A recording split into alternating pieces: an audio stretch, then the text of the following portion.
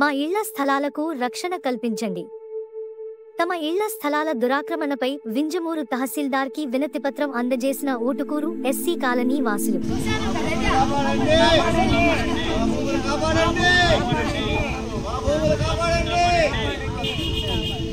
సోమవారం నాడు స్థానిక తహసీల్దార్కి వినతిపత్రం అందించి మీడియా ముందు వారి గోడును వెళ్లబుచ్చారు. వింజమూరు మండలం ఊటుకూరు గ్రామ ఎస్సీ కాలనీ వాసులు దాదాపు సుమారు 50 సంవత్సరాలుగా అక్కడే నివాసం ఉంటున్న వారి స్థలాలని అవి మావి అంటూ కొందరు బయటి వ్యక్తులు దౌర్జన్యంతో ఆక్రమణకు పాల్పడుతున్నారని వాపోయారు. దాదాపు 50 సంవత్సరాల క్రితం సర్వే నెంబర్ 489లో 2 మరియు 3 బిన్నాలలో 4 ఎకరాల 98 సెంట్లు భూమిని అప్పటి ప్రభుత్వం వారి ఇళ్ల స్థలాలకు మరియు శ్మశాన వాటికకు కలిపి మంజూరు చేశారన్నారు. మాది ఊటుకూరు గ్రామం ఎస్సీ కాలనీ.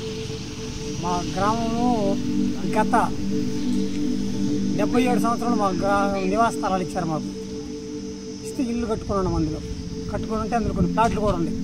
ఆ మధ్యలో స్థలము శ్మశానానికి ఇళ్ళకి మధ్యలో కొంచెం స్థలం ఉంటే అక్కడ ఏరే వాళ్ళు వచ్చి కబ్జా చేయడానికి ప్రయత్నిస్తూ ఆ చెట్లు తీయడానికి ప్రయత్నం చేస్తామన్నారు. మేము అడ్డుకోకపోతే మాకు పట్టాలు ఉండి మాకు హక్కు ఉందని మీరు పక్కకు పోమని బెదిరిస్తూ ఉంటారు. ఈ విషయం వాళ్ళు చెట్లు తీసిన ప్రాంతంలో సదరు గ్రామస్తుల ప్లాట్లు అవి కనుక మాకు న్యాయంకి మేము ఎంఆర్ఓ గారికి విన్నవించుకున్నాము. మా విన్నపాన్ని మన్నించి మాకు పరిష్కరించగా కోరుచున్నాము. నేను ఆ గ్రామంలో ఉండా కానీ శ్మశానం ఒకటి ఉంది మాకు. మా గ్రామంలో ఒక 20-30 ఇళ్ళు ఉన్నాయి కానీ పిల్లలు ఉండరు దానికి. మళ్ళీ వాళ్ళ పెళ్ళిళ్ళు అయ్యి ఇల్లు లేవు, బతకలేక వెళ్ళిపోయారు. మళ్ళీ వస్తే వాళ్ళకి ఇల్లు లేవు.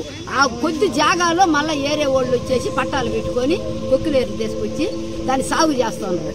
దానికి మేము అడ్డగించుకుంటే మీరు ఏం చేసుకోమన్నారు. మీరు దయచేసి మాకు దాన్ని న్యాయం చేయండి.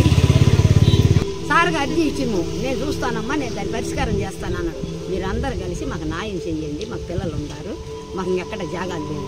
అదో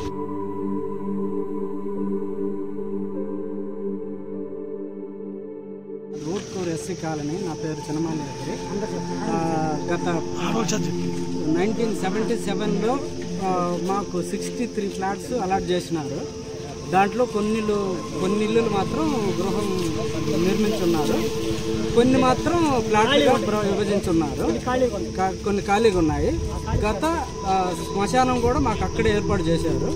సో కొంతమంది సడన్గా వచ్చి వాళ్ళు ఇది మాకు సంబంధించిందని చెప్పి జేసీబీ తీసుకొచ్చి 2 రోజులు వాళ్ళు వర్క్ చేస్తున్నారు. సో దానివల్ల మేము ఈరోజు ఎంఆర్ఓ గారికి అర్జీ చెల్లించడం జరిగింది. వారు తగిన న్యాయం చేస్తారని మేము కోరుకుంటున్నాం.